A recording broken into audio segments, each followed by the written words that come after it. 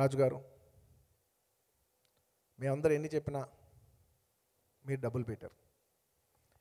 You deserve that big credit. మేము ఎంత చెప్పినా మేమందరం ఓన్లీ సర్వీసే ప్రొవైడ్ చేసాం. మీరు మీ స్టేక్ అంతా డబ్బులు ఫిజికల్గా పెట్టి మీరు రిస్క్ తీసుకుని మా అందరికీ లైఫ్ ఇచ్చారు. Thank you very much Raju garu. ఇందాక మీరు నాకు థ్యాంక్ యూ చెప్పారు, but I'm telling you Raju garu, if you are not there, Arya is not there. Thank you so much for making Arya for all of us, for me, Sukumar garu and everything.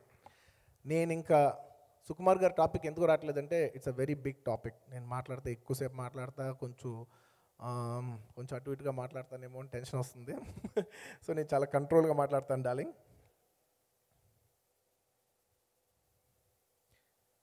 I like to keep it brief and give only simple statements so you get the gravity of the rest of it. And people are very intelligent. They get it.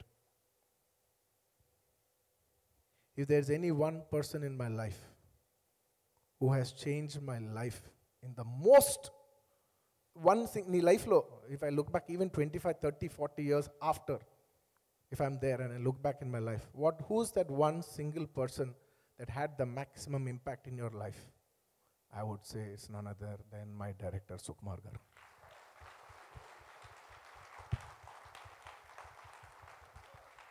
I can't think of another person who's even remotely close.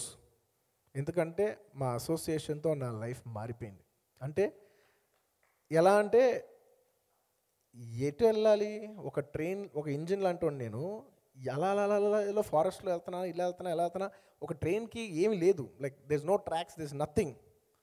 Arya అనే సినిమా ఆ train తీసుకొచ్చి ఆ ట్రాక్లో పడింది. ఈ ట్రాక్లో fast వెళ్తానా, slow వెళ్తానా, ముందుకు వెళ్తానా, వెనక్కి వెళ్తానా అనేది నా పర్టికులర్ జర్నీలో ఉండే స్ట్రగులే. కానీ ట్రాక్ అయితే ఎక్కిన ఫిలిం అయితే ఆర్యనే, no two things about it.